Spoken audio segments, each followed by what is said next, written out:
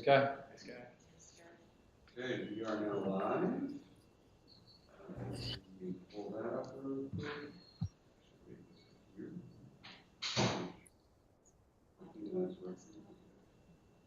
Yeah. All right. I'm just too lazy to change it. Jennifer, whenever you're ready. All right, the July 22nd, or excuse me, the July 2022 meeting of the Board of Commissioners for the South Whidbey Parks and Recreation District is called to order. The public comment, is there anyone for public comment? And if so, please state your name and your address for the record, please. I am Christine Swan. I'm with the Community Council, and I'm I'm here today because the Parks and Recreation Department has always been on the Community Council. And in this past 2 months, we have been updating our bylaws. And one of the things that we had noticed, it's not something we just noticed now, it's been for a while, that we haven't had participation in the Parks and Rec Department. And when we were reviewing our bylaws, we just said, okay, let's see what we need and what we don't need. And the thing that we all came to the conclusion of is that the Parks Department was put on the board because we really valued your input. And we would like you to stay on the board. We think it's important. I gave you a list of the Community Council members so you can see the organizations that are represented on the board. We have a variety of organizations, and we have 6 at-large members. And president, and so I work with a lot of membership. But what we wanted to do is, again, re-invite you to be part of these meetings. What we find at our meetings, the value of this is because we are not a city, and so everything that we do goes to the county. By having representation from so many organizations, it allows us to have input on everything that's going around in the area, and to share it not only just with us at the meeting, but to have all these organizations share all their different information and be able to appoint for them to your representative take that information back to you. There may be something that you don't know that's going on in the water district applies to maybe a proposal that you have. Same thing with Port of South Whidbey has these grants and so much information that it's always valuable. Kurt not only is Port of South Whidbey, but he sits on the RTPO, and so we know a lot about transportation. And if you're not familiar with us, we were critical in getting the Gateway proposal passed and getting Clinton onto the comprehensive plan and on the work plan, which for our Gateway, which is, we believe, is going to make a significant difference in what's happening as traffic comes through Clinton for our businesses and for our community. So as we're evaluating and trying to update everything that we have going on with the council, we wanted to come to you and ask you if you would consider staying on the council and participating with us. So,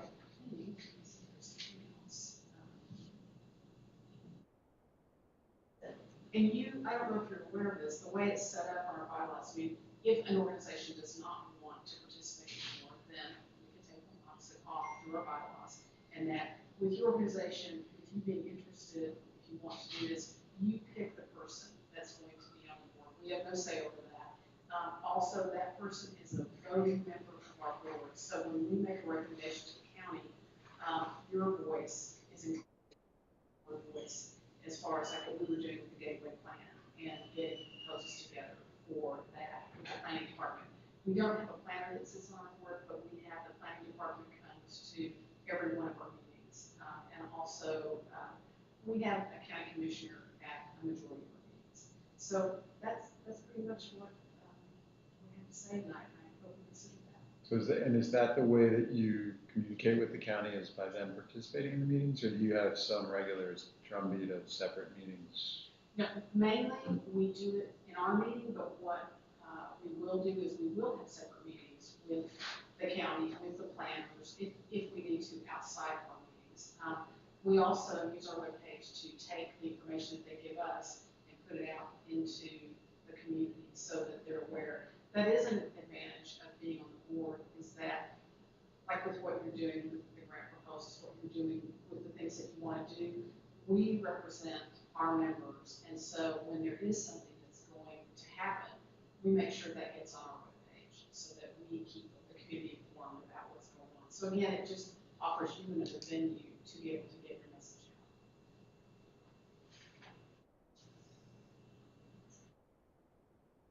out. We have a commissioner.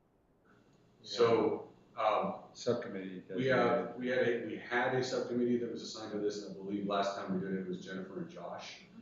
And they were attending the meetings, but there was not a lot of need, in their opinion, the two commissioners that were attending, for their attendance there. And I'm just let me, so that's why we stopped going and went to almost more of a kind of said, hey, if you've got something that you need our opinion on, let us know, we'll have somebody come out and listen. That's, I think, where we left it. I'm looking at Jennifer, and she's nodding her head because she was one of the commissioners on the meeting and going to the meeting. So that's kind of what we talked about at our meeting. This is a discussion item for later on in the meeting, so we can look at this and make a decision so that we can respond back to them. At that point in time, if you want to open up the discussion with Christina, you are welcome to do that as a board. It's not necessarily that we have to deal with it right here, right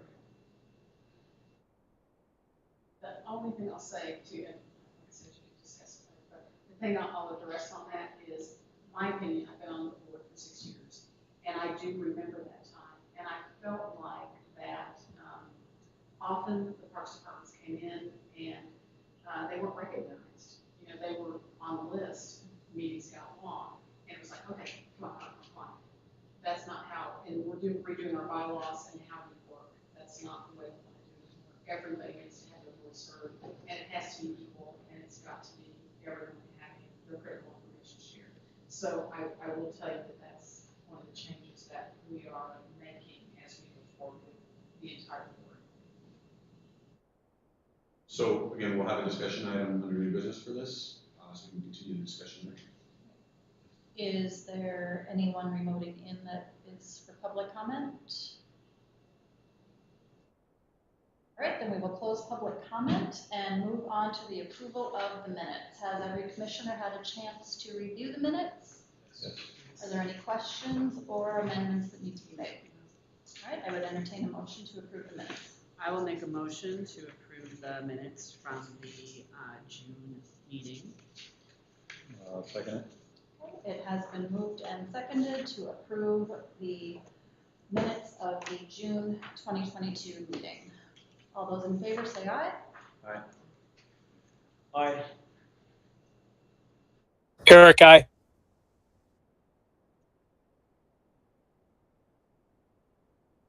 Oh, Krista, aye. Jennifer, aye. All those opposed say no. The ayes have it, and the minutes are approved.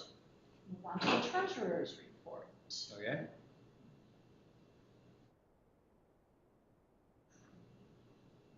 So again, to calibrate, this is the overall picture. Revenue on the top, expenses on bottom, and up is favorable in all cases.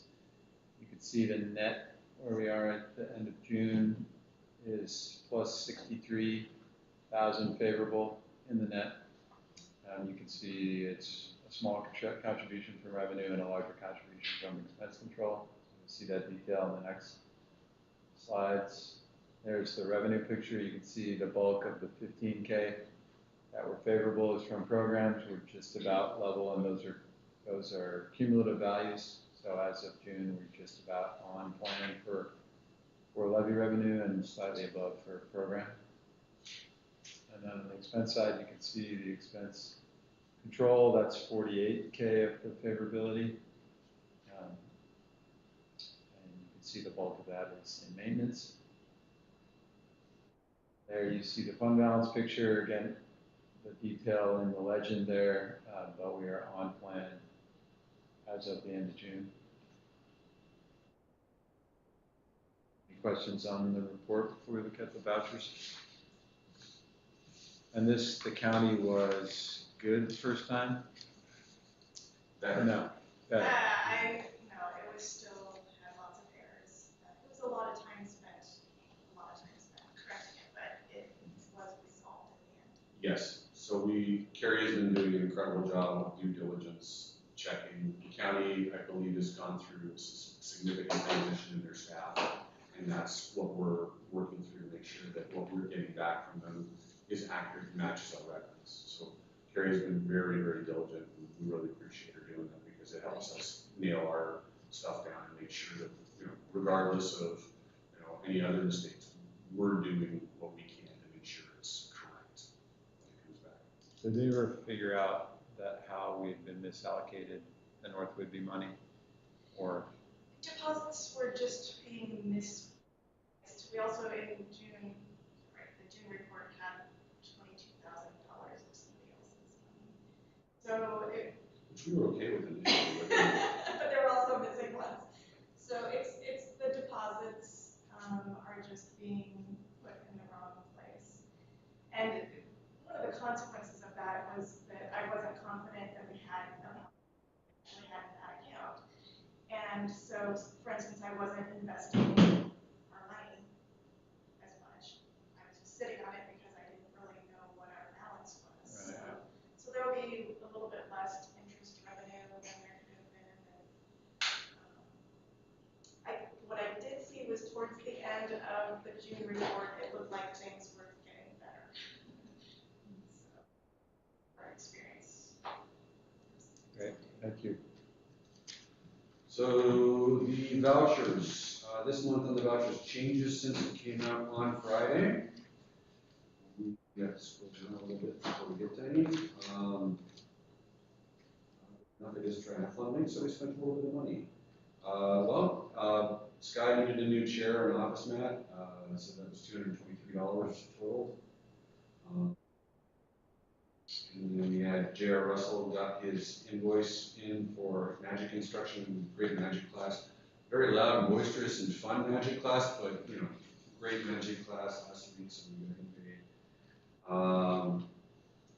We also had some office supplies, some stuff for triathlon, electrolyte drinks, some PB packs, and then just the usual employment stuff, the deferred comp, the Washington Department of Retirement, the payroll taxes, labor industries, second quarter sales tax, unemployment insurance for paid and family medical as well, and that's it. Those are the changes.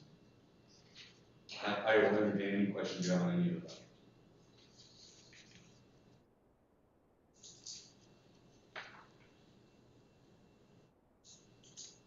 Approved the voucher list from the M&O fund for $103,522.19. I will second that motion. It has been moved and seconded to approve the total M&O voucher fund for $103,522.19. All those in favor say aye. Aye. Aye. Jake, aye. Eric, aye. Jennifer, aye. All those opposed say no. Ayes have it, and the voucher list is approved. Moving on to the staff report. Staff report for July 20th. So we had Chum Run, 107 in attendance as actual participants, but millions and millions and millions of more people in the park. It's good, good event, went well.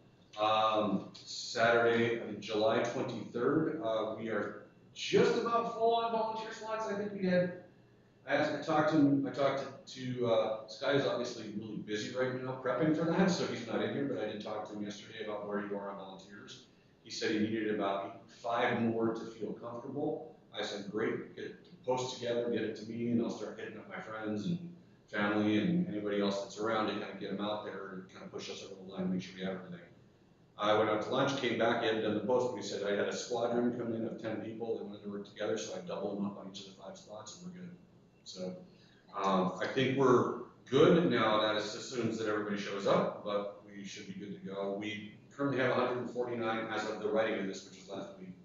And I don't know if we've changed. 149 individuals and 11 teams registered last week. One of the reasons we're looking at we're really low is that the Seafair Triathlon is Sunday, July 24th, and that may have led to lower numbers comparatively to previous years. So we will account for that and fit it into our planning for the date for the future. Just, for those that are newer to the board, the target of the Whidbey Island Triathlon date is always a problematic issue. Generally the biggest thing we have to contend with is the Island County Fair and avoiding that date, because we can't have people biking right beside the county fair when the county fair is on. It doesn't work. And then also any other triathlon in the area we want to avoid those dates. Plus, And plus Ragnar. Ragnar last Saturday, yeah. So it's balancing all of that out. We'll be looking at that again for next year and seeing where we're at, but we are good to go. First concert in the park went off without a hitch. The upcoming concerts are on August 3rd. We have Doc Savage, funk and dance music. They are amazing, so go check them out if you can. And then on August 17th, finishing out, we have the Moonlight Swing Orchestra, who is also amazing, but in a different way. Less throaty. Less throaty, a little less funkinish. Almost all of our summer classes and camps are at or near capacity. We're adding a second paddle sports camp and nature camp at the outdoor classroom for ages 6 to 8. You can see some of the photos here of our nature camp at the outdoor classroom. That went really well.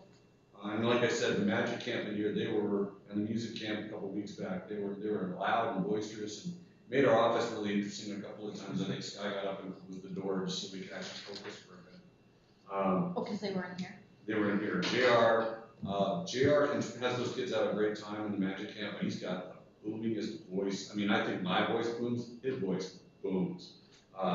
It's big. So I think the kids had a good time. Everybody seemed to really enjoy themselves. So facilities and grounds, summer is going well. The cooler, longer spring has helped us transition as we get into the heart of summer. Our new employee, Alex, is doing well. We had a little hiccup the first couple of days because he came down with COVID right after he started. So we had to take some time away, but he's now on the ground, getting there, learning what he needs to do. And from what I'm understanding, he's very energetic and enthusiastic. Comes in ready to work most days, so that's good. We had hired somebody for a 6-month position, but on her first day, she was offered a full-time position somewhere else, so she's no longer here.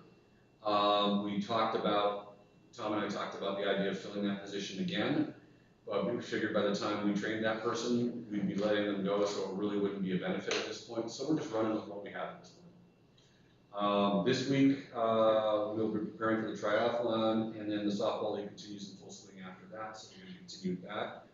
Tom's been working on rough pricing on a number of the multiple projects that we walked through, so we're going to try and get those back when we get to budget time and be able to kind of prioritize and go through that. For me, I reworked the grant applications based on the feedback from our grant manager and the committees. As I sent out earlier last week, we'll be submitting, we have submitted 6 grant applications for technical completion yesterday.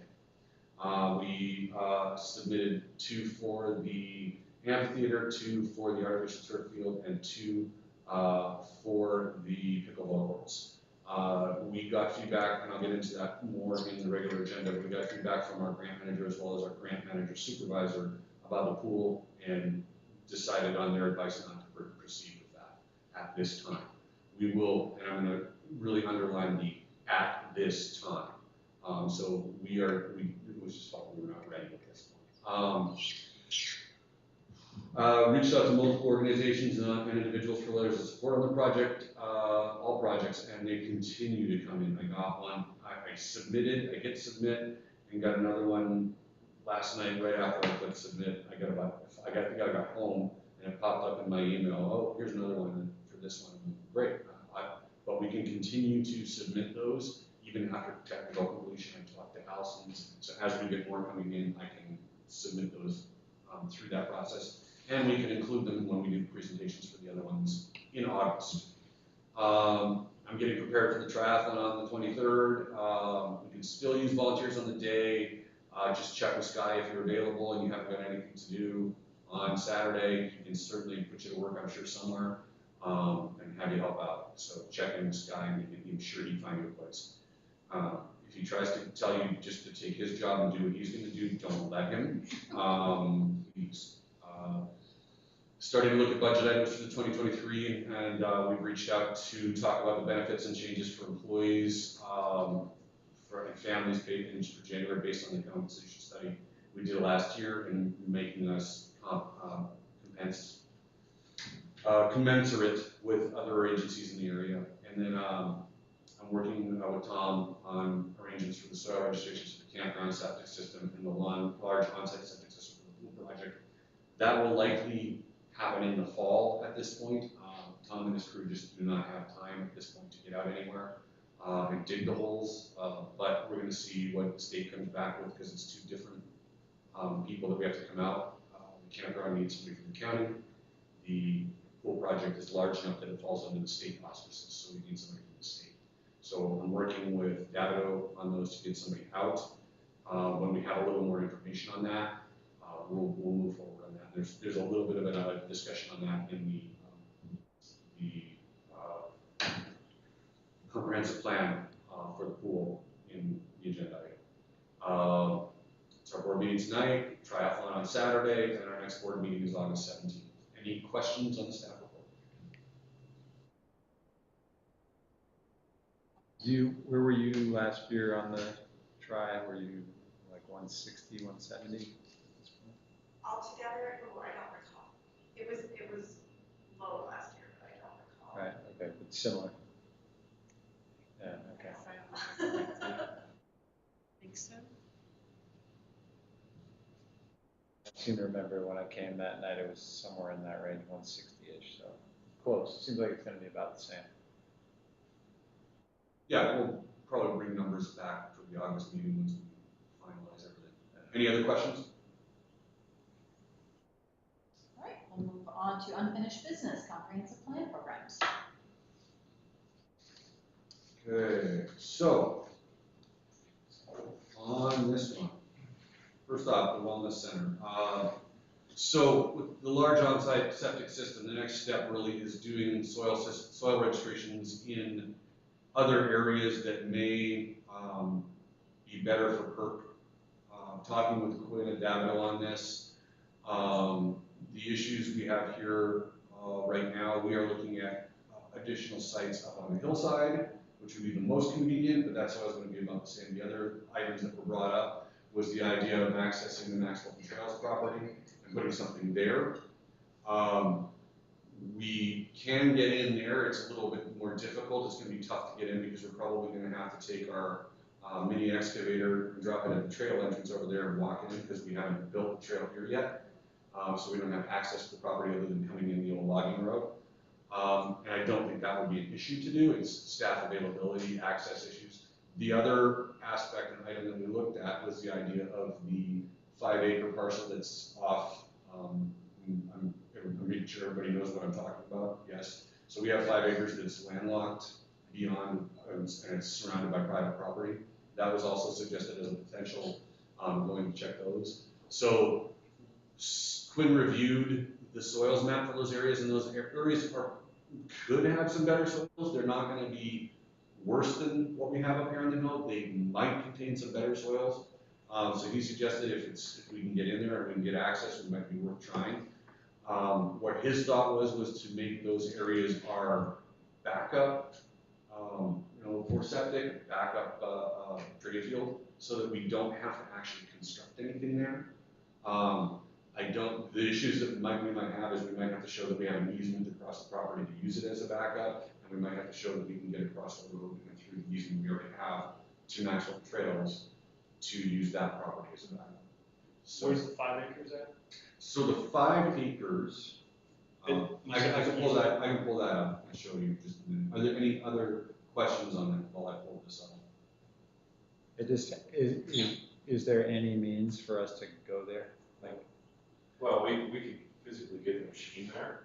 But I mean, how do we actually set foot on it? So we drive across private property, and there's a brand new house right in front of it, and I'm friends with the owner of that house. He's a good guy. Is it the clear cut? It's behind the clear cut, that brand new house. Our property is directly behind that. Oh, okay. So it's the tree line that you can see directly behind that Yeah, okay. And is that a separate property owner from the front? Yes. Ah, So we actually have a 15-foot strip going down the property that the house sits on. We have no easement to the road across the clear cuts. Or That's across two separate properties. the property. So if we're gonna do that, we wouldn't take it out to the road, go down the road and come up, we'd go across. We try to get an easement from the property owner between us and, great, yeah. the parcel. I can show you that when it pulls up here. I can pull it up and show it on the map. That's a long way away. I was gonna say, how many hundred feet? That's thousands. It's probably about 1,000 feet. It's a long way. But if we're talking from about, like the back but if corner, it, like if it eliminates, and this is what we're looking at, it's a balancing act, right? It costs us $500,000 to put in the treatment system that's required if we don't do that and we just use what's up here. So if we run pipe and it costs us $300,000 to run pipe up, Right. basically get the easement and have the equipment to run the pipe out there if we need it, and that's our reserve, we've just saved $200,000. If we don't, it's like, where's that balancing point? Where's that tipping point? And that's what we need to kind of look at. This isn't loaded, but I'll just let it load in the background. And unless anybody else has any other questions. Is this what's the closest corner? Is it like Cedar Corner? Yep. Trail? Kind of straight Yeah, from there? and it's a 10-acre parcel. The back section of the property next to us, there's a 10, and then there's a house on the front. Got So you would need to buy an easement across that. Across the So 10?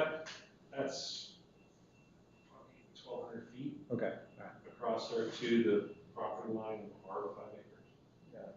And that's uphill. No. It would need a pumping station if we were to do it. Yeah, it would definitely. It's all going uphill. That's deep. So my laptop's not cooperating because of. You were right, it was working up until now. I know. The internet. Well, Don't it's, jinx it. it's, yeah, I did, it was me. It's all me. The issue is more than likely that I have a Facebook or YouTube upload going at the same time and a download coming in whenever. I know It's quite roughly. wonderful. I can show you after the meeting, or if it comes up at some point, I'll pull it out again. So those are the kind of things, the questions we're answering. But minimally, what we'll probably do is have state come out and dig some more holes up on the hillside at least, and possibly get into the next Walton Trails and kind of look at that, just see if it's even worth pursuing any further. And if the sequence is, they've got to be there when you dig, or they got to be there Yeah. after you dig? No, while you're doing it. While you're doing it. So I do you, basically sit in the seat and they say, give me another one. Okay, And I say, oh, that's the bottom. They measure. got it. So that's what they're looking for, is we're finding that compact hard layer that's just not permeable. Yeah. And so it's like, okay, yeah, we got 4 feet, we got 5 feet. But do they actually do infiltration testing, or they actually? No, they're looking at the soil. Just at the soil makeup. type. Yeah, Got they it. get in there, they scratch, they can see modeling, they can see root depth. I mean, Got it. they know exactly what they're looking at. Okay. So, Hop in the bucket, lower down. yeah, I mean, I cut this little Ramp for down 'em, in there yeah, for them, and they walk down. Nice, And we okay, go back and we bury them all. You don't think Okay. stairs would be okay. Okay. Trying to do a model real quick. and Take today. would we be trying to get the Island County people there the same day as this? No, okay. We do, in my opinion, we don't want Island County looking at what we're doing with the state. We don't want the state looking at what we're doing with Island County. That just brings too many,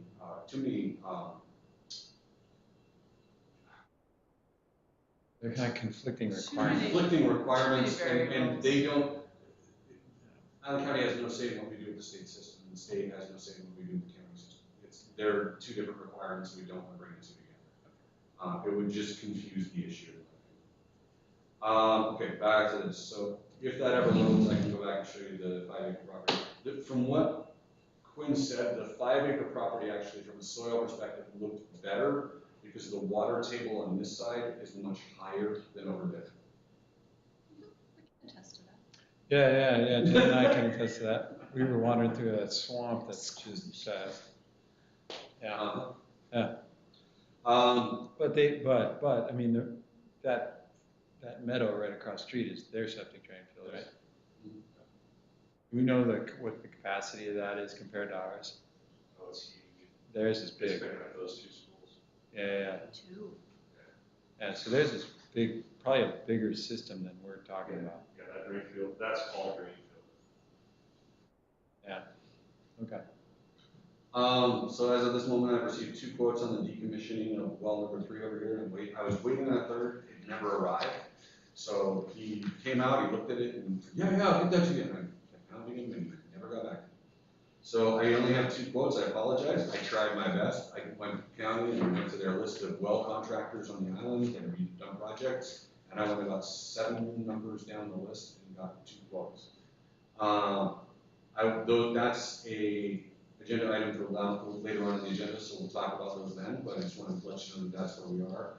Once we get that done and we decommission that well, or even we have a contract in place for them to come and do that, I can then go back to ecology and say, all right, we're on the calendar, we're ready to go, can you release this to health so that we can move forward and get that in place? And I got an email from Ellen a couple of days ago, was it? Did you get that one as well? Yeah, with the final version, including all appendices of this water system management plan. And my question to her was, is this been submitted to the state as a final version? And I have not heard back from her yet. That was yesterday later. Who's Ellen? Ellen is with Davido. She's works 3 days a week, so I don't think she's back until tomorrow, Friday. I'm not sure which. But she's been doing a lot of the paperwork on that for us. So hopefully that's close, because that would help us move forward. Grant applications, the other thing in this one. I've submitted for technical completion the 6 applications for grants for the amphitheater, pickleball courts, and the artificial turf field. Couple of changes that I made on these. Number 1, with both the amphitheater grants, we had not included the amounts for design that Eric Richmond and Flat Rock Productions had donated to the project, which counts as a match, even though it's pre-work. That amounted to about, in his projection for future work and what he's done already, approximately $30,000 a match. That's fantastic. So that moves us significantly down the field on that. I upped in both those applications for the amphitheater. I upped some trail and circulation pathway into that application. I added more money for that, specifically for ADA access to the facility to make sure that we had additional money in the budget for that. Trying to remember the other ones. I did the same with the turf field and the pickleball courts. I increased that amount for both of those to kind of bring that more into the application. The other changes, I'm just trying to remember, and I'm trying to think through. Do you have one of the PowerPoints that we gave? Any I can probably pull one up, yeah. Because I don't think we closed the loop on why that's important when we were talking about it last time. Oh, I just want to show that there's one slide that shows the criteria. Right. So let me pull these up here really quick. I want to kind of detail out a little bit more on each one. Pickleball courts was pretty much straight across the board the same. I did update some of the descriptions as I went through, and everything that they gave us feedback from the committee. Most of the committee feedback that we received was about our presentations, not really about the grant item itself. We got a little bit, but it didn't really mean, there was nothing different from what our grant manager told us about the actual grant application. So it was really like, make your pictures bigger, less text on your slides, that kind of thing. But we increased all of our stuff. The metrics itself was what I was mostly looking at right now. I did increase right here. I believe this was about 5,000. I upped it to 24 for ADA pathways, and it includes ADA access pathways. And then with everything else was pretty much the same. Trying to think if there's anything else that changed. I don't think there was. No. And then I uploaded all of our letters of support. Well, you just changed that, the match. So the match is shown in these. Oh yes, this is for this match. Other monetary funding, 52. Yeah, so I did up this match right here. We had this as 50, but the latest number that we have from the pickleball group that they've raised is now 52,000. So we got it down in. So that's changed there. Those are the main changes on pickleball. I already gave you the main changes on the amphitheater. So the only other one would be the turf field. Let's look at this one. So the turf field, I did add for ramps and other stuff. I added more money for that. And then it doesn't show here because I found this out when I was uploading the letters. So late yesterday, I changed this again. But this is the one that came out on Friday. So you can see that we've got down here, where that's structures, crap. There it is. So I have this as well to 20,000 ADA access ramp to access people. So we're going to have that in as opposed to stairs. We are meeting ADA requirements. We're going to have a ramp that takes people down the field for whatever that distance that needs to be. I mean, we're going to be building that area up rather than digging down deeper, but wanted to include that. And then the good news that I got yesterday was on the match side. So I showed the community soccer game guys the letter and pledge stuff that pickleball did, and in 2 weeks they generated $18,000 in pledges. So I've added that. So this $100,000 capital campaign now lists it as 82,000 with 18,000 already raised. That's great. So that helps us, and then as Matt said, we can see if I can find. It doesn't matter which one, they all have that one slide in it.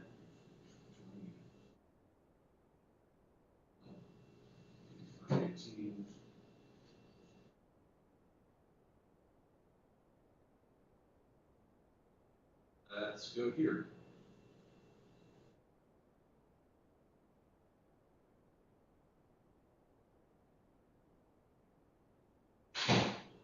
Welcome to the tour of our new system.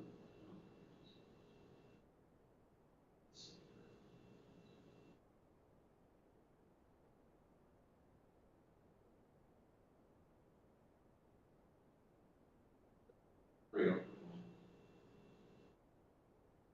This will take a second. It's going up to space, you can imagine. And it's like halfway through that thing, right? The table. Next, yeah. That one? Yeah, so I don't know if we talked about this, but this is one of the elements of the criteria is you have to evaluate these 5 categories where, what do they tell you about what they call unmet needs of underserved populations. And so you look at median household income for the state, ratio of persons with color in the population, ratio of disabled persons in the population, body mass index, and mortality rate. And that's their gauge for this underserved population designation.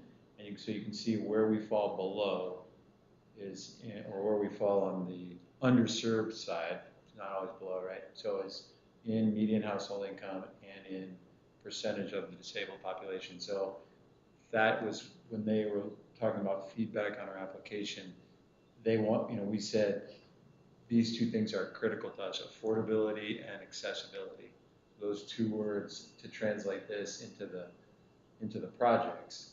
And then as a result, they said, okay, this amphitheater, how does a disabled person get from this upper parking area to the seats? Where can they sit? Where can they? To show that on the plans. Same with the field access. So this is really the driving data table for everything.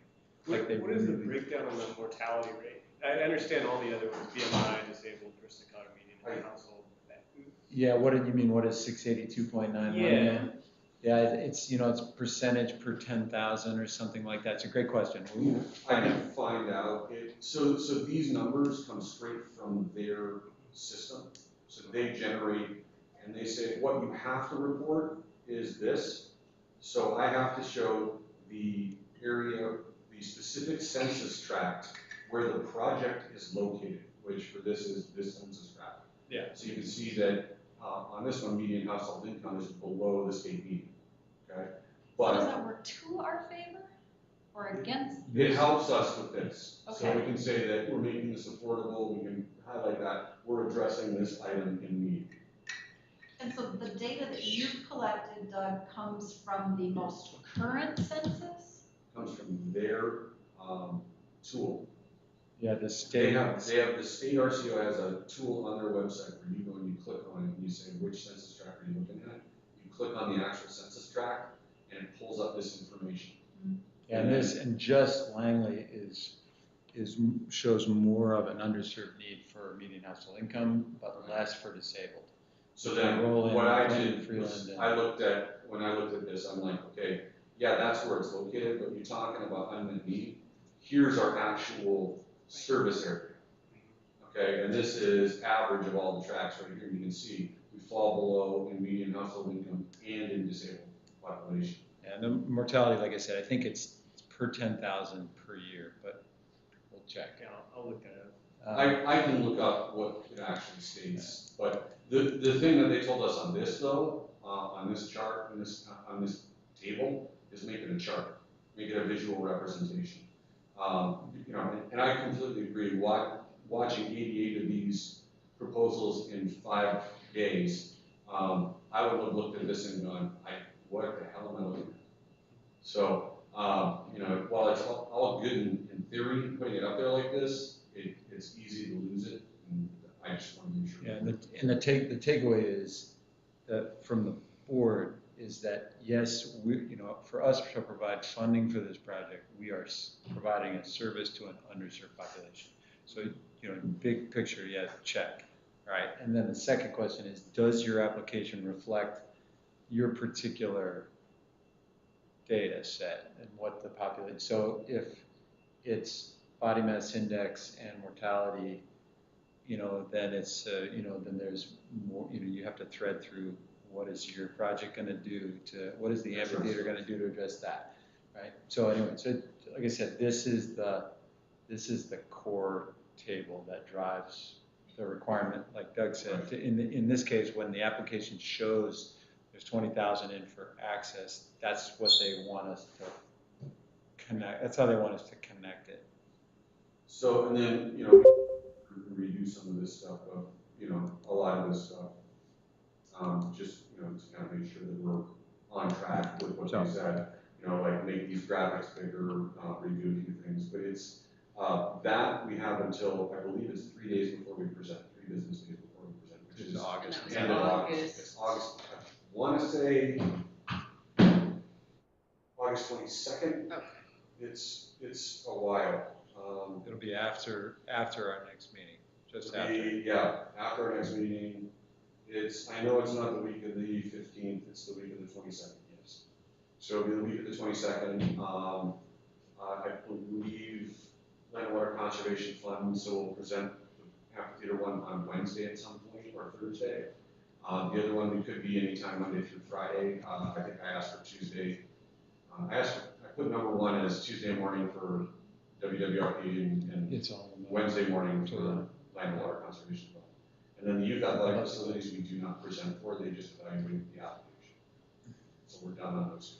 So we now have 4 presentations here. And it's confirmed that it's remote, 100% remote. 100% remote. Yeah, I may be in Moses Lake again, sitting in my tractor and I'm not in the stuff. We'll see. So we do have, there are other categories we need to look at. Project support will be a lot bigger this time because we'll have we need to throw all the logos of the organizations up there that have sent us letters of support. We talk in cost efficiencies now about each one of these projects. Each one of the 3 projects now has money promised to it from the public here locally, which is huge. So that's all good. And I did get, actually, let me be able to share that with you in a second. I just looked up at that. But I did get, and I can show you here,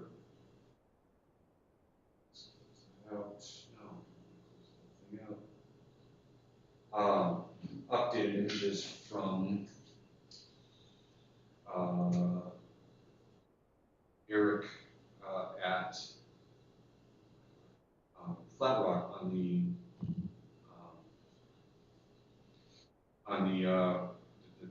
amphitheater. So I could show those to you, I believe, here, as well. And those will go into the presentation.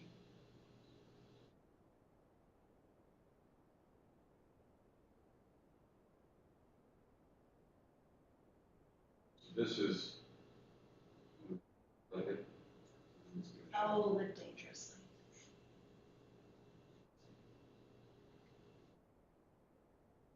Yeah, a little dangerously, I think that was a mistake.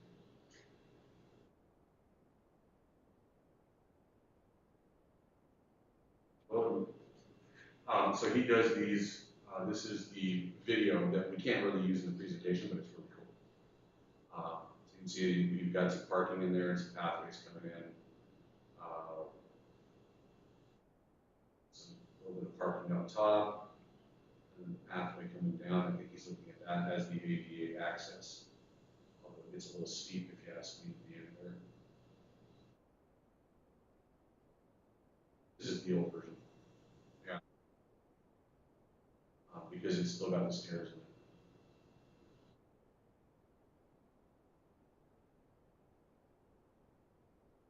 I'm talking on their phone. We'll talk on their phone. So, anyways, I do have photos of that I will share with the board, and we'll get that out to everybody. But we are moving right along there. Everything has been submitted, and we now have some better numbers for them. So it should be good going into it. The pool in and of itself. So let me address that. We did really well with the application. Matt did a great job with the presentation. I received a call about 2.5, 3 weeks ago now from Marguerite Austin, who is the supervisor of every single grants manager at the Recreation Conservation Office. That's not normal. I mean, I know Marguerite and I talk with her because she actually administers the committee that I'm on, but it's not normal for her to call me about one of my projects. She said basically she liked the project, it's a great project, but they had concerns about readiness to proceed. The Land and Water Conservation Fund is now, this year, and possibly even at the end of last cycle, had gone to the point of if you weren't ready to shovel in the ground and move forward, or had plans to a significant point where they thought, you're going to be able to complete this in the time allotted, they were going to look at you and go, hey, you know what, I think your project's great, we're not going to do it. I literally on the phone with Marguerite, I said, okay, so what do you think? Should we pull this project and bring it back in 2 years? And she said 100% yes. So I talked with Matt, who had been the lead on presenting, who had been the lead on that committee, who was on, involved deeply with all of this and done most of the work on the presentation. And I said, hey, let's sit down and talk about this. We talked about it. We went back and forth. We talked a little bit about what's, and in kind of going through it all, it came down to me to the board had talked in April before we submitted. And the board had said, hey, let's submit them all, because I had asked at that time to reduce. And the board said, let's submit them all, and if we get feedback that says you shouldn't do this one, we're not going to do that one. So I pulled it. I did not submit it yesterday. Based on that, I let everybody know, and nobody objected, so we're moving forward with the 6 grants. There is also something that Marguerite told me that they're working on at RCO for next year, which may include indoor pools as an eligible item, which was the stadium grant fund. So we could potentially apply in next year's cycle for that and get money in that fund for the at that time. So there is other options, and we can bring back this to Land and Water Conservation Fund if we so choose in 2024 for 2025. And the feedback that I gave them was, this is that topic of readiness to proceed is not an evaluation criterion. But as Doug said, we scored, I think it's very likely that we would score, above their water line and we'd get funded. And the funding is then available at the end of 2023. And what they told us was, So you, in order for you to receive it, you need to essentially have permits by that time and have gone through your state requirements, and they had, you got to go through your SEPA, yeah, and all this. And my feedback to them was, but that's not in your grants manual. Like, there's not a word about that anywhere in any of the criteria. It's, do you meet the need? Do you have support from the community? Do you have, so from a grading standpoint, they couldn't grade us. They would not be able to debit the project grading because of this. So we would very likely be awarded the grant. And then at the end of it, through Department of Interior's, somebody comes along, EPA, federal, and says, oh, well, but there's this other factor, that's this readiness to proceed factor. So, and they acknowledge that and say, hey, well, we're gonna work, this is new information, we just got it from National Park Service or Interior, it wasn't 100% clear who. So we want to make sure you understand it, and it's obviously it was some senior member of the RCO staff telling Doug. So I would say the support for the project is going to be there. It's just a question of, okay, can we get to that? And the benefit to me of this potential other grant source, we qualify for LWCF because of this climactic exception where we're below this mean temperature thing. So if there is another grant program that's brought online, then we'll be able to do a grant for grant match with that. What mean temperature? So the LWC, there is no the entire world of RCO grants is about outdoor recreation. So you have to build, they're there to help you build something that's for outdoor purposes. So there are several grant programs that will support you building an outdoor pool. None of them support you building an indoor pool. But the LWCF, as a federal program, Department of Interior has in their guidelines for the LWCF program, it says you can't build anything indoor except if you have a particularly cold climate and it's not so much fun to be in an outdoor pool. And their criteria is the mean average daily, or the mean daily temperature in the month of June. And you've got to be below 72 degrees, I think it is. It's easy in January. And ours is 58. Yeah. So, we met that criteria. So, but it's so unusual that no one had ever applied for an indoor pool before 2018, and that's when Port Angeles, this guy Steve Burke, who I know and who Doug met, read this exception. It's on page 691 of the 17th manual of the whatever, and he found it, and he applied for Port Angeles, and they got the grant. They got $500,000. But I told you when I presented and I hung around and listened to their after review, 80% of the people on the board had no idea that was even. They're like, what was this pool thing we saw? And the guy pulled it up, and he pulled up the reference and showed everybody and said, here's why. It said they meet it. So it's a check, right? So they didn't even know it, but it will persist. It'll be applicable in 2024, just like it is now. So to Matt's first point there about the readiness to proceed not being an evaluation item, when Matt and I had a phone call with Allison, our grants manager, and I brought that up and I said, look, this going forward, this needs to be brought in as, and it can be a staff scored item because there's growth management act, staff scored, there's proximity to population, staff scored. You could just have another one that is readiness to proceed, and it can be staff scored. And it can be, you have to present this, this, and this as part of your application. If you show us that this, this, and this are there, and we know that, and you've got it, and you've got it recorded, awesome. You're ready to proceed, you qualify, boom. And maybe it's a 10-point item. And if you're not ready to proceed, sorry, you're out. Maybe it's a disqualification item, where if you don't have this, this, and this, you can't apply. But it just, I can see somebody going through this entire process, getting to the end going, yay, we're number 3 on the list. And then, National Park Service, who administers the grant program, comes in and goes, yeah, no, sorry, you're not ready to be up. It's, I mean, if we weren't doing other grant applications, I would have continued to pursue it, because we probably could have pushed through and gotten permits and stuff done in a timely enough fashion. You We've got, we've got enough, well, sorry, I should rephrase that, we're in Island County. We might have been able to. By the end of December of next year, we might have been able to be ready for might. But that would have meant dropping everything else and not doing anything else. Well, and to me, just the feedback from these conversations was they were implying, again, when you read the actual manual, there's nothing in the manual about it, so it's hard to really connect what they were telling us to the actual requirements. But they were implying that it would work against us if we went all the way through and they said, yes, here's your money, and then we couldn't execute it, that it would work, it would be a strike against us in future years. And as a district as a whole kind of thing. So, and again, it's not in the manual, so it's hard to like actually think, okay, so we push back on that.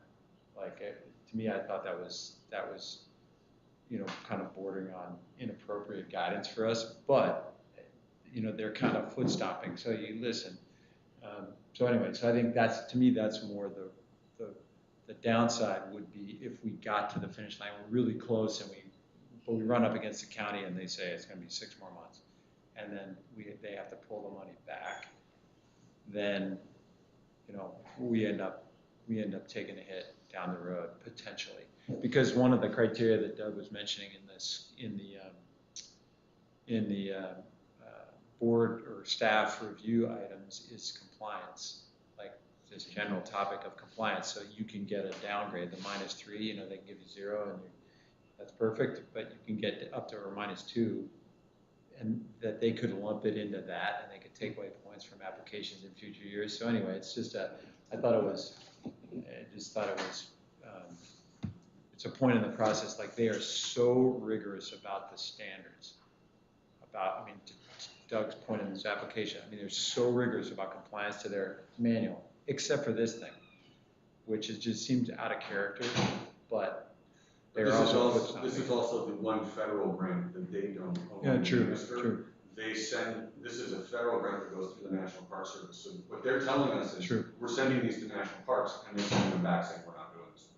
It is not them telling us we're not going to do this. It's them telling us National Park Service isn't going to accept this. Yeah, that's and true. So that's what I read into it was that, and I think they were a little kind of sheepish about even bringing it up to us because, yeah, it's not in the criteria. So we were fully within our rights to keep going and go for it. See what make National Park Service tell us no.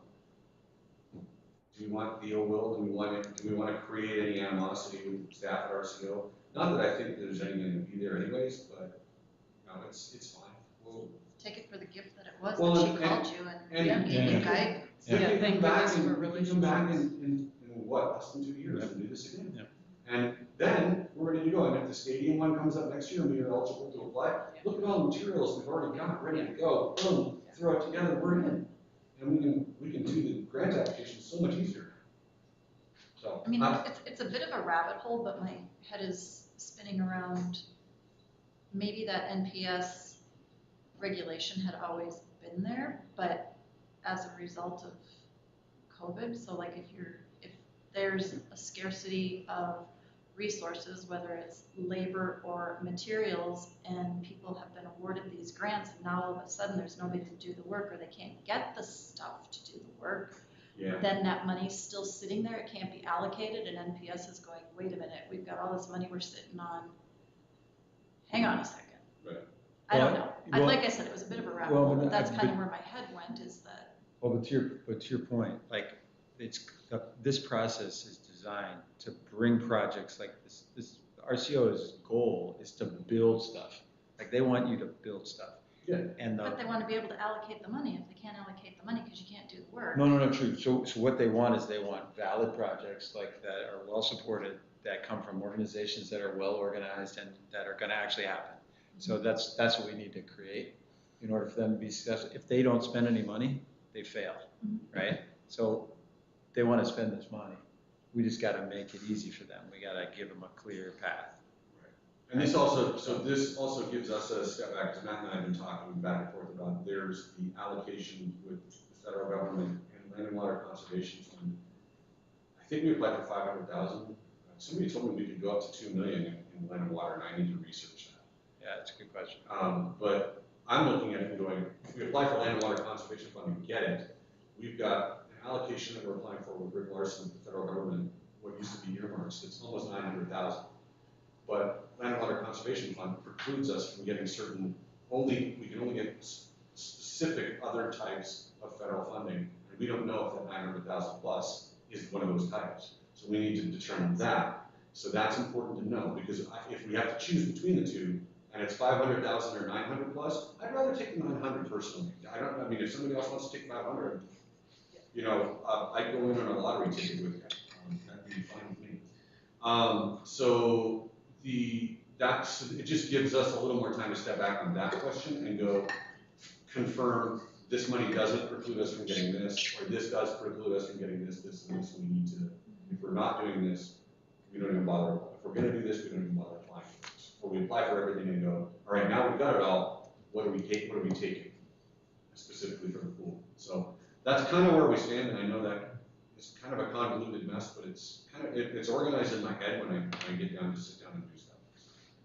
Any questions on the comprehensive plan, on the grant applications, and on where we are all there? And I did reach out yesterday and sent an email out to the members of the joint pool committee as well as the president of the foundation on what we had done with the pool grant, just to kind of keep them apprised.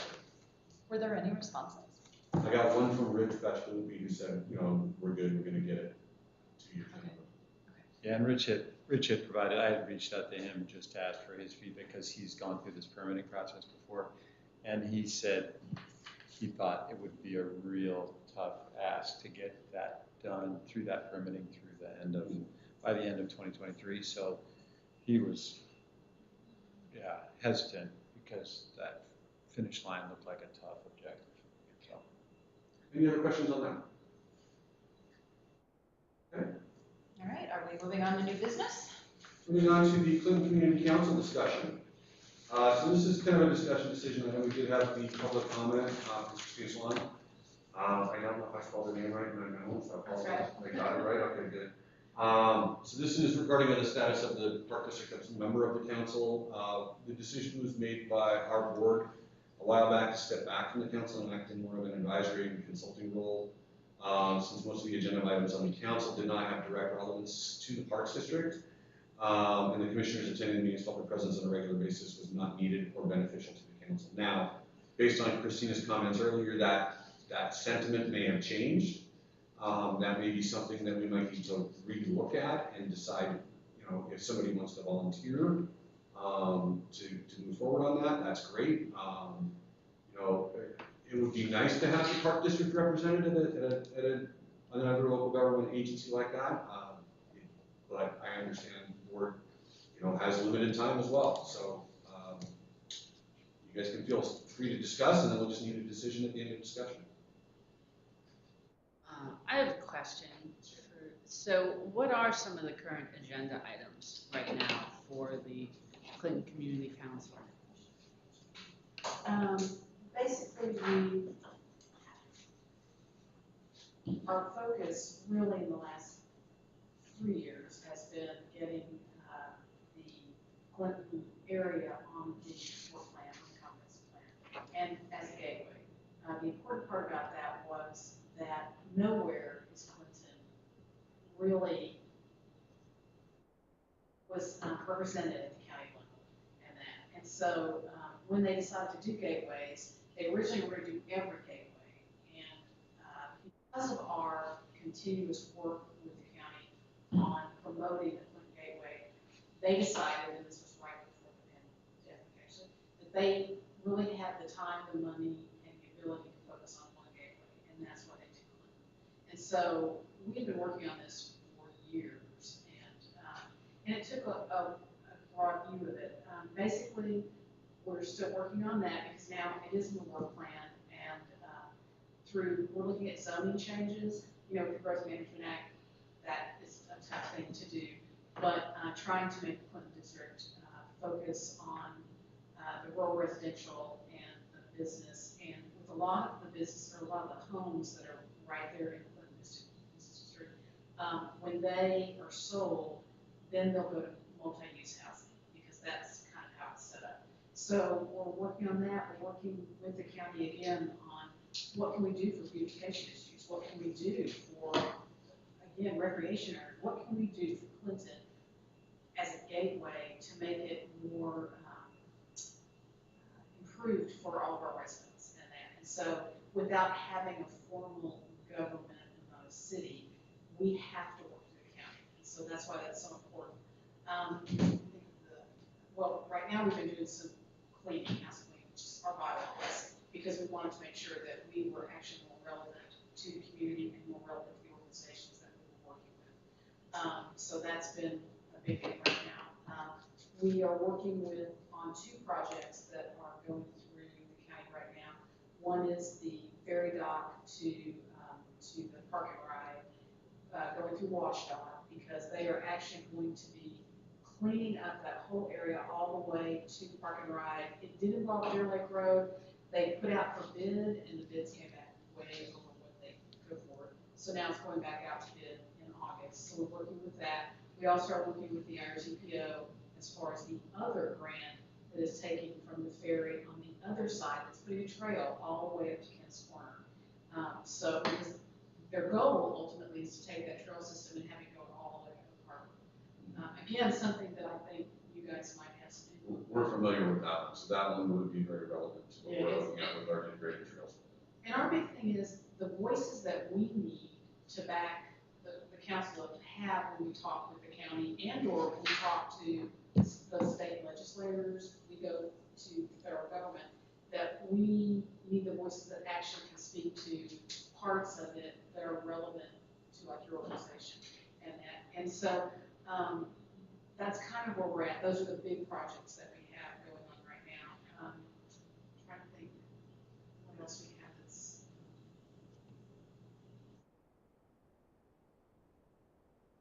Those are the major ones. I think the thing that, and I don't know if you guys experience this, there has been such a turnover in the planning department that, we basically used to have Helen Price Johnson came to all our meetings, and we really had, even though there was like, we went through 3 different planners, they were great. Then all of a sudden we had just kind of fall apart. And now we're actually getting good planners back in that are seriously knowledgeable and seriously devoted to doing things with us. And because we're on the work plan by law, they have to do something with us. So that's kind of what we're doing. Our other goal, though, that we have made a priority is, as you can see that you have on our mission statement, we just had make Clinton an exceptional place to live and work. We just had a board retreat that we went over, we have a new vision statement, and our focus really is to engage the community. It's like what you're doing, like with your letter writing, whenever you have grants, that you want people to know what's going on and have them be involved. That's what we're trying to do now on a more serious note, to have more community involvement in terms of community meetings. And we did have a picnic prior to that was our big event prior to to COVID. We're trying to bring back some other kind of event again to bring in the community where organizations that are part of us can also have tables and have ability to interact with community members. So that's kind of our focus, is more community interaction and community meetings on specific topics and that. And it, again, it's from our membership. It was something like you, that you wanted to have something specifically in Clinton, like we use the community hall, to have something that talks about what you're doing. That's what we're trying to do, is take our organizations that are our members and bring their information in, and also see if it interacts with other organizations that we're dealing with. So, that answer. Thank you. And when are your meetings? Our meetings are the last Monday of every month, and they are, right now they're still on Zoom. When they weren't on Zoom, we were doing it at the community hall, and they are from 6 to 7:30.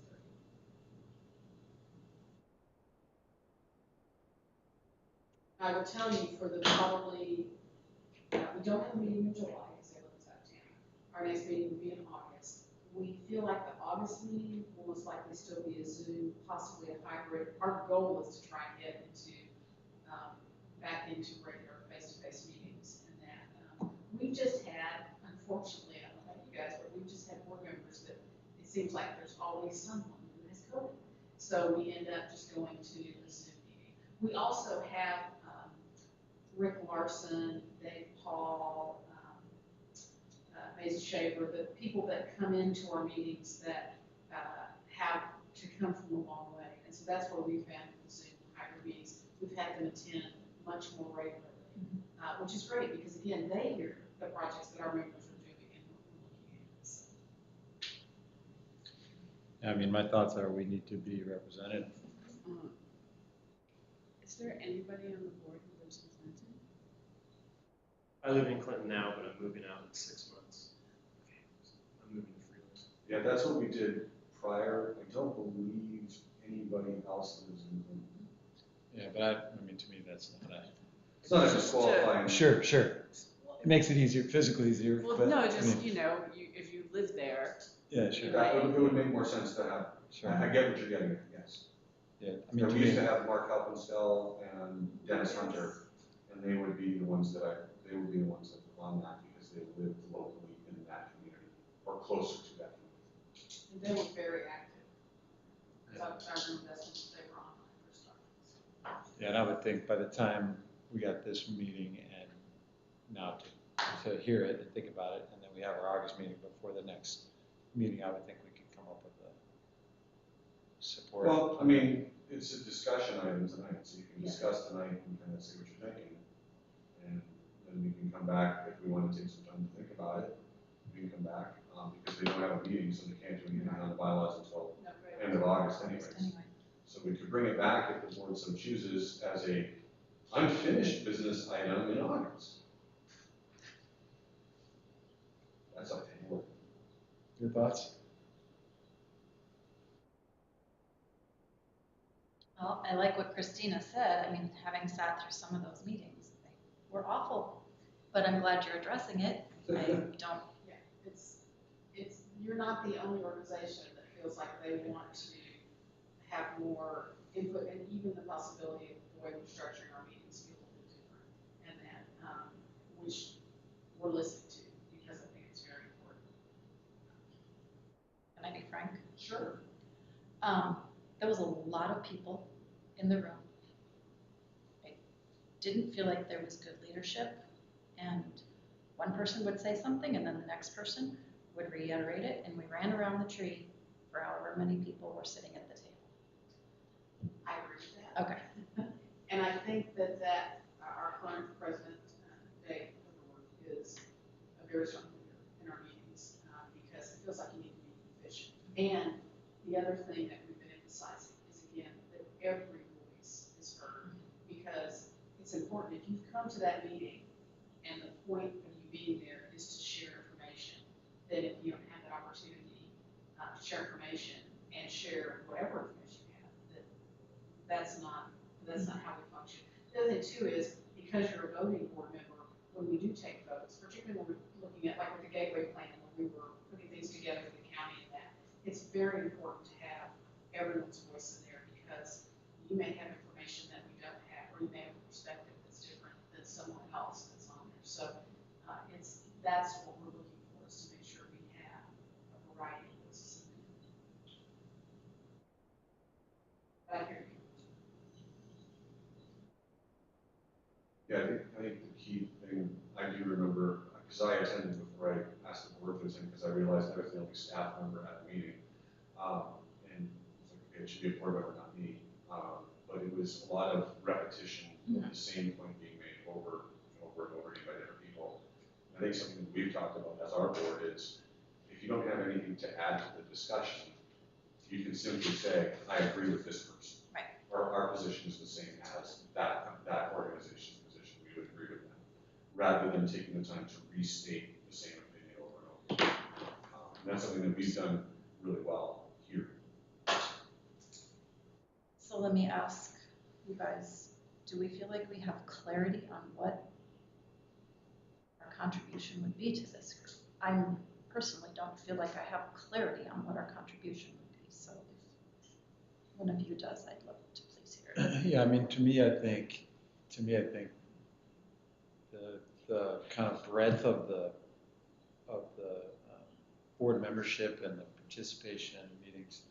I mean, we're, in our district, we're servicing an incorporated city in Langley and two unincorporated, an unincorporated UGA in Freeland and a not designated unincorporated UGA in Clinton, right? So I think it's easy to make a connection to the incorporated city of Langley through the city council and the mayor, and we've had some engagement and participation. It's not as easy in Freeland or in Clinton. This is a means to do that, like connect with that population center that's part of the demographic that we're serving with all these projects that we're doing, everything we're doing. So to me, I think that's one.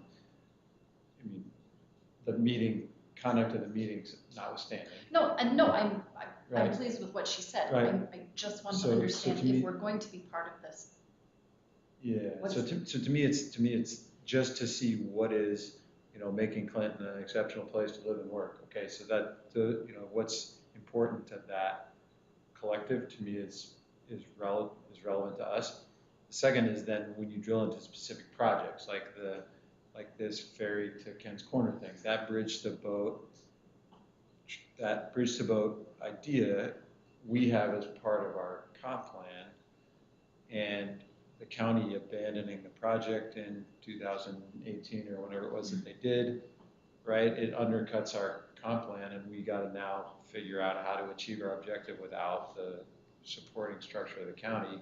The fact that Clinton's a gateway now in the county comp plan and in the work plan, and that this is something that will make Clinton an exceptional place to live and work potentially tells me that there's a project alignment, like a specific thing. And maybe it's only 7 minutes of the 90 minutes of the meeting, but to me that's also an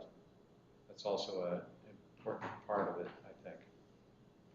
If I can also, when you look at the people that are on board, I think probably one of the members that, well, again, Port Authority, I think is important, but also the chamber, because our businesses are really wanting to do whatever they can do to improve the quality of life in Clinton. And certainly Parks and Recs would be part of that. So I think you get for what you speak to and the information that goes back to the organizations, it goes back to the chamber, back to the businesses. I see a value in that. That's, I do feel like that there is that part is valuable. Can I ask, so this, I think we should also look at this two ways. This is also, it's not just us going and serving on the council and listening to what the council is saying to us and talking and addressing the council as to what they're doing with them. You can correct me if I'm wrong, but there's also opportunity in my mind and my understanding to communicate to the council what we're doing. Yes, that is, that's on an agenda item. Right. You come and it's your So, turn. So it is the last Monday of the month. Last Monday. Our board meeting is the third Wednesday of the month. So whoever was on this commission could literally report on what we did at our last meeting. Right. Yeah. Get that information out to them. Then when we're looking at things like triathlon sponsorships, it's not coming out of left field. It's not, or we're looking for letters of support for grant applications. It's not coming out of left field. So it is, while it might not all be something that is completely and utterly applicable to our mission, it may further our ability to network within the South Whidbey community as well as with other organizations that are on this list, the Ferry, the Clinton Library, the Chamber, the Water District, Port of South Whidbey, already good with the Port of South Whidbey, the School District, Community Hall. I mean, there's a lot of groups there that would potentially be very interested in what we're doing. I know the first question I got asked when I attended the first Clinton Community Council meeting was about Dan Porter Park. And, what are you going to do about this? Where can you fix it up? And I'm like, Community Park, it's not us. When can you take it over? Okay, let's just calm down there. So there are aspects, I mean, there's positive and negatives to doing it. I mean, does all of it apply to us? No, but I think some of it would. I think if the meetings are run the way Christina has been talking about them, I see a value in it. But it's a board decision, not a Deb decision. If it was a Deb decision and I was the one that had to go, I probably go. But it's also my job. Okay. I see value in the trail, absolutely, with our knowledge and expertise of what works and what doesn't in trails, paved. I'm assuming this would be a paved trail going up to Kent's Corner. Yeah, sounds like there's going to be quite a bit on the agenda, so there's probably going to be plenty of topics that don't directly apply. Sure, it would be good to rub elbows with everyone here so we all know what's going on in our own fields, but how we mingle together, how we all play together. So yeah, I'm sure we'd be a small piece of the pie, but it'd be a piece. Did we lose Eric? I can't believe he's been quiet for this long. You did not lose me. I'm here and attentive. All right, just checking, my friend. That So might be clearly you have to have something to say, Eric. I want the trail completed. That I am an advocate wholeheartedly of that trail system, and it drives me nuts that that was put on the back burner. Can I tell you, it wasn't put on the back burner, the money ended up going to a car. It was taken out of the Clinton portion and Sent to a car. to a trail up there, and we were, that's why we've been advocating ever since. And then it got. I remember that. So this, when Josh and I, it was a committee, right? So it was one of those. It was two people on it, and you guys alternate. And we decided, yeah, between us who would You guys attend. decided, so it would be nice if the board decides to go to get two volunteers to step up. I could be a third alternate if the board member can't attend. When did we, remind me, I apologize for forgetting, do we have a governmental affairs engagement committee? Did we have one? We had an intergovernmental kind of committee. Right. That really has not met in years now. It was us, the county, the city of Langley. We got together, and really the value of it was very minimal. I think it more worked really well when I first got here because I didn't know that many people. Now, if I have a question about parks for Island County, I just call Jan up and ask him. And we don't need to interact that way. Yeah, and I was talking more like in our board committee structure, did we have No, a? we did not. Okay. Not this year.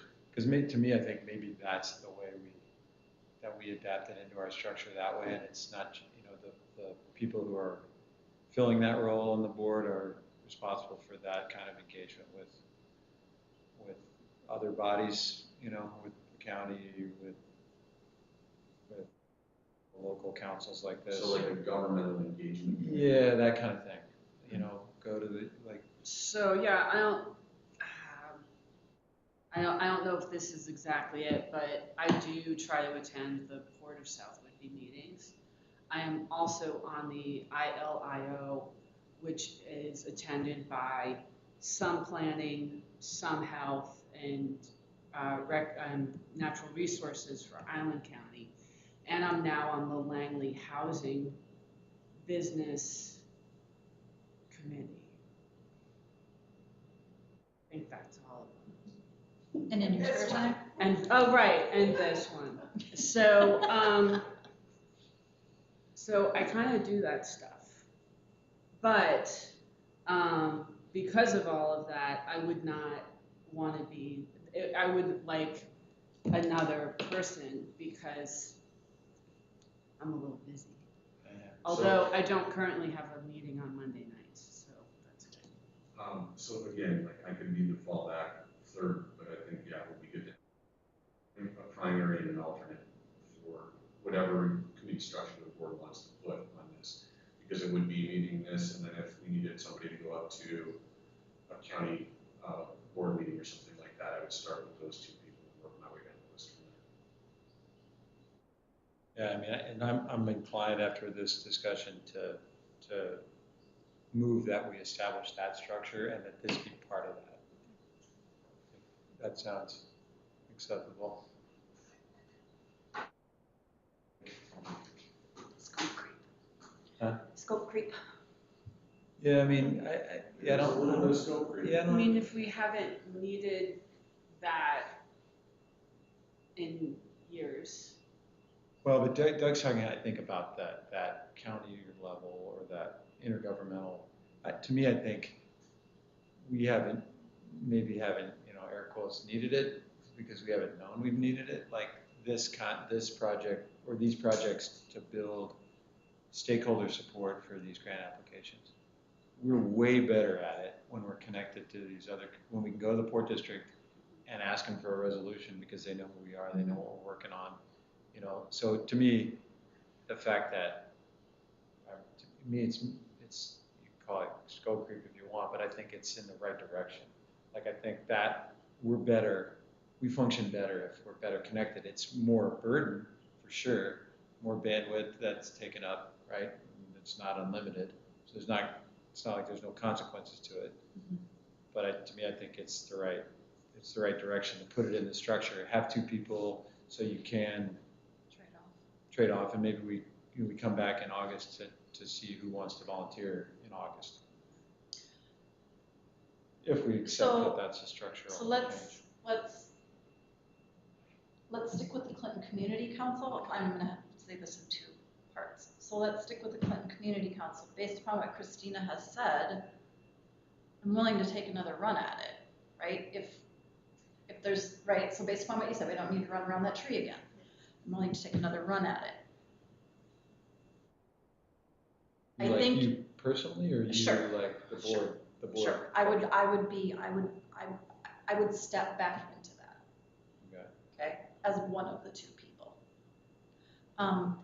From the standpoint of creating this bigger government committee that this would fall under, I think that we should brainstorm a list of what do those various organizations, entities look like to have a better understanding for what does that really mean from a commitment standpoint. So let me interject a little bit here. I do see the creep that you're talking about, and it could potentially become huge, right? If you're looking at a governmental engagement committee, that is very amorphous. We need to define what that is.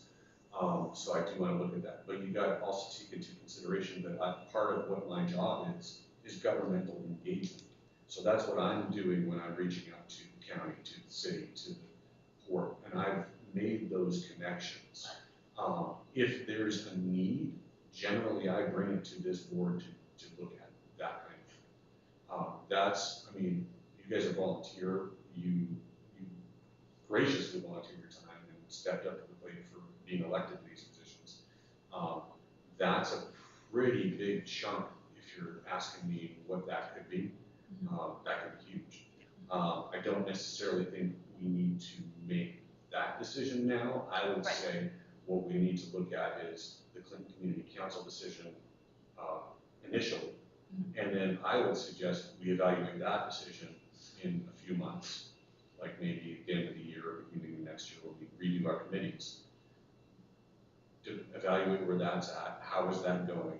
Do we want to continue on that? And do that with any of these other types of things that come up. So are we looking at going to the Langley City Council meeting, the port meeting, That's a step I don't know anybody wants to take. Yeah. But also, if I'm hearing this correctly, what the Clinton Community Council is asking for is somebody on their board. So I think to, sample it for 4 to 5 months and then decide, I don't think that's fair to them. Well, especially given that they're rewriting their bylaws, right? I mean, because right now we already are a board member, we just haven't been participating. But the way our bylaws do state is that if your organization says, I'm not interested, then we can utilize our bylaws to just remove you. What we're doing now, though, is before we go through our final approval, August, we'll go go into an actual vote situation.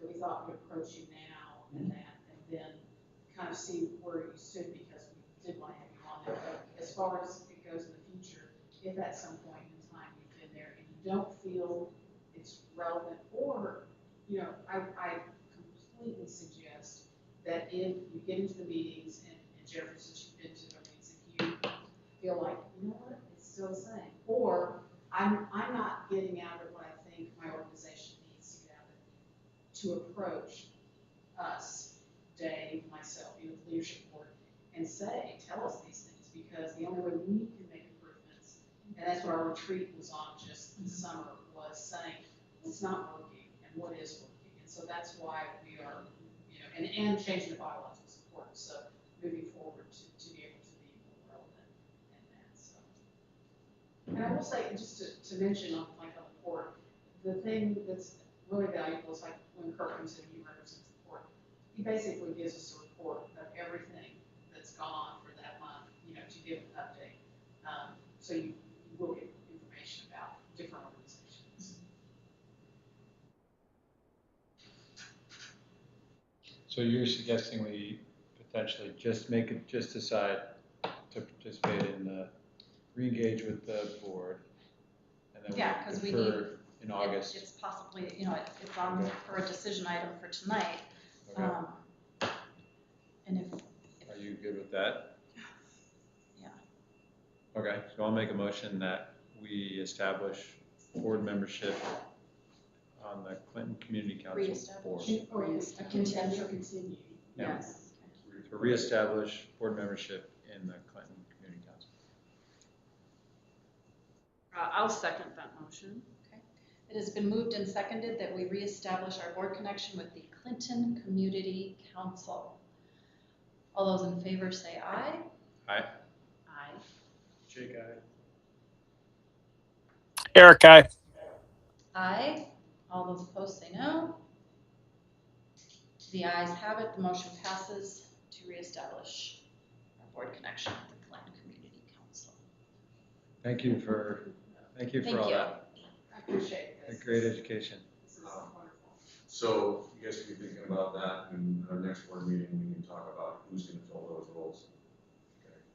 And so then the yes and then should be your idea of establishing this Yeah, or somehow, yeah, governmental and committee in then, some of the areas. That yeah, you then think we maybe it should doesn't do. have to be that, but maybe it's something, because I think what Chris is doing is great. I think what we've done, you know, kind of touch points with the support letter, you know, the stakeholder support efforts has been another way. I think figuring out how to do that, whether it's doing it the way I was talking about or some other way, I think just that I think that there's a long-term benefit to that. Mm-hmm. So there is, and I think, I don't wanna overstate what we as staff do, but we do have multiple connections already established. And when there is questions in the city of Pioneer, questions in support of parks or equipment or something like that, we will be approached by those people, and we will talk to them and work with them. Right. I've been involved with the Parks Commission down in Langley on occasion. They don't go every month, but when they've had a situation that needed some input, I've given it. I know Tom has engaged with numerous of the public agencies around the island. The board comes to us and asks us, what are we doing on equipment? They ask us what we're doing on maintenance on this, maintenance on that, and we work with them on whatever we can. So the engagement is there, and I know the key players at each agency on the south end. So it's not something that I think the board needs to be too concerned about, but it is a good idea to be thinking about it. And connecting, to me, it's connecting at the you know, Island County Commissioner level, at the community council level, at the legislator level. And, you know, it's not, the intent is not to be talking to the, you know, going to the Island County planning meetings, planning department meetings, or, you know, dealing with the, you know, whatever, at the state, you know, like our state RCO stuff.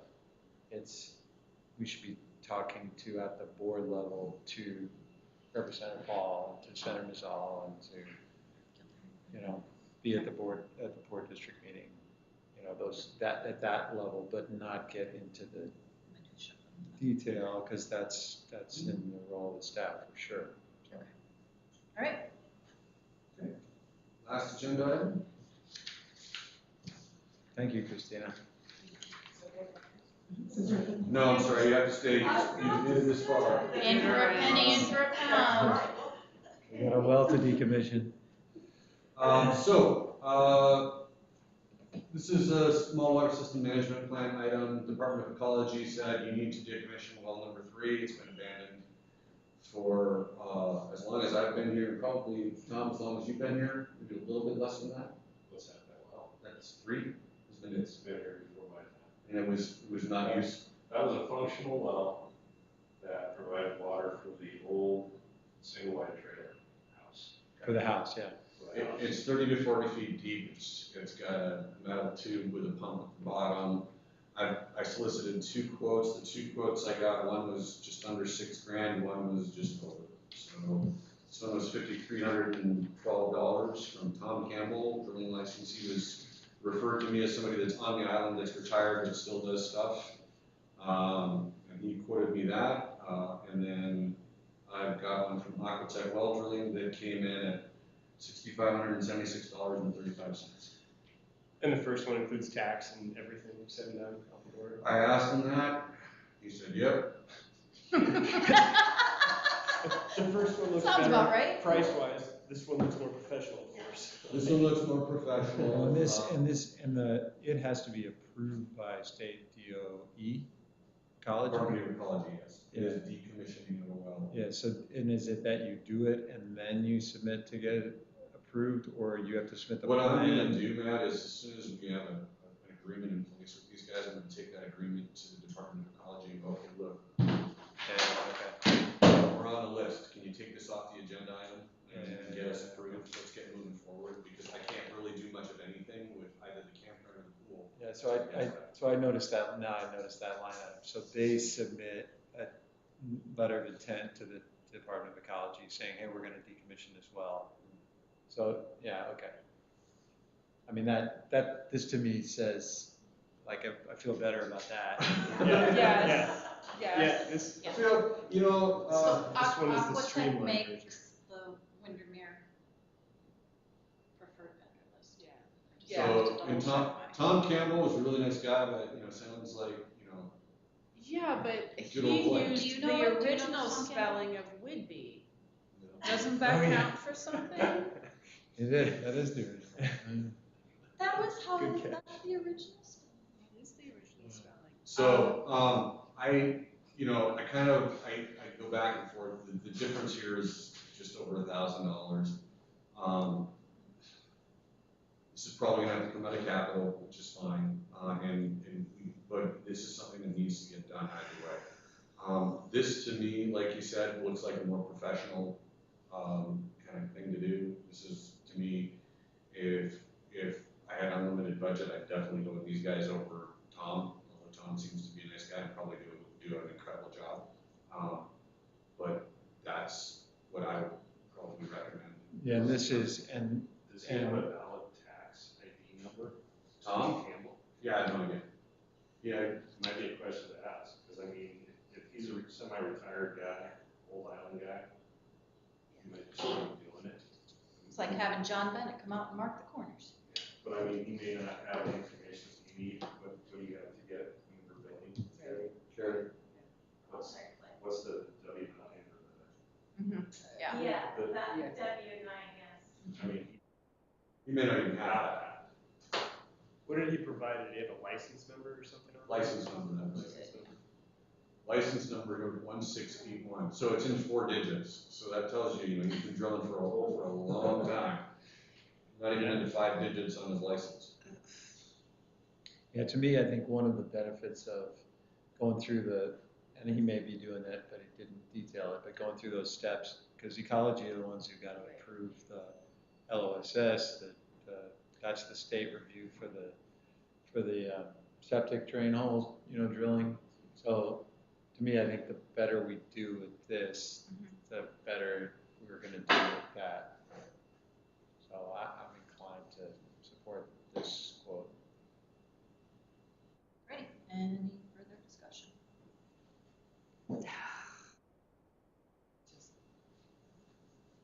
Yeah, it's tough, because it's a decent chunk of change, decent percentage jump, but this one is, so much more Yeah, professional, and just it is. laid out. It Looks like it's- they know it's- exactly. I think to Matt's Who they need point, to right, connect with. it's part of a process, it's not the end game, so that has to be part of the consideration. They're an active program. Aquatech, yeah. Yeah, they're active. Yeah. I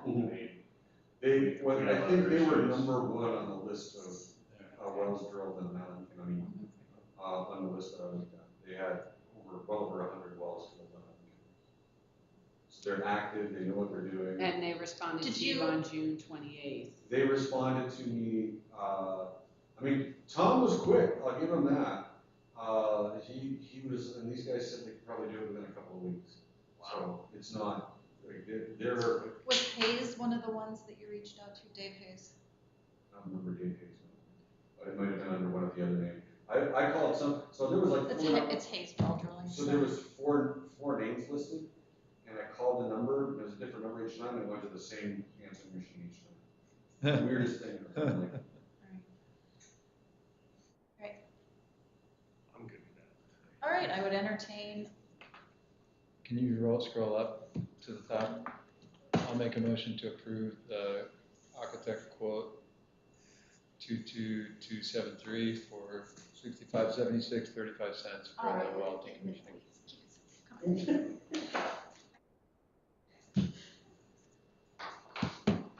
I'll second that motion. all right, it has been moved and seconded to approve the Aquatech bid under job number 22273 in the amount of $6,576.35. All those in favor, say aye. Aye. Aye.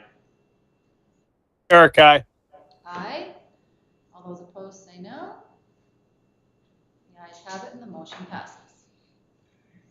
and that's all that I have on the agenda. So unless there's anything from anyone else. I got one. Last month, I requested we get a meeting with athletic sports field group, you and Eric, so if we get that done before next meeting, before we go. Yeah. Eric, what's your schedule look like over the next 2 weeks or so? You guys just do. I'll be good those 2 weeks. Okay, yeah. Let me know. I'm good to meet. Okay. Yeah, next week might work, or the week after, I'm gonna be out of town, so I'll sync with Eric and then we'll connect with you guys. Sync with me and, get something to me. I would say. What's the agenda? Just gonna talk about field usage and going forward. Not about the projects that we walked around? Maybe Policy discussion. Stuff to look at. Okay. So we'll set that up. I would say, look at your calendar and then maybe shoot me some options. I'm gonna be in and out of the office obviously the next 2 to 3 days, with traffic coming up. So just shoot me something, I'll get back to you as soon as I can. The best day might be next week, Wednesday, Eric, if that works for you. Yes, I'm good with Wednesday next week. Okay. All right. I'll find a time and then I will look at my calendar tomorrow and shoot you some times on Wednesday next week. Okay. Okay. All right, we Anything are, else? go ahead. Anyone? Speak now, forever hold your peace. All right. Bueller? We are adjourned at 7:44. Going to the ad meetings before. I don't remember, are we off? This conference is no longer being recorded. Just a moment, please. Bye, guys. Eric. Do not recall if he was the president, but that man can talk. I do remember that. Oh, the comptroller. And is it? Is there a tentative time when we're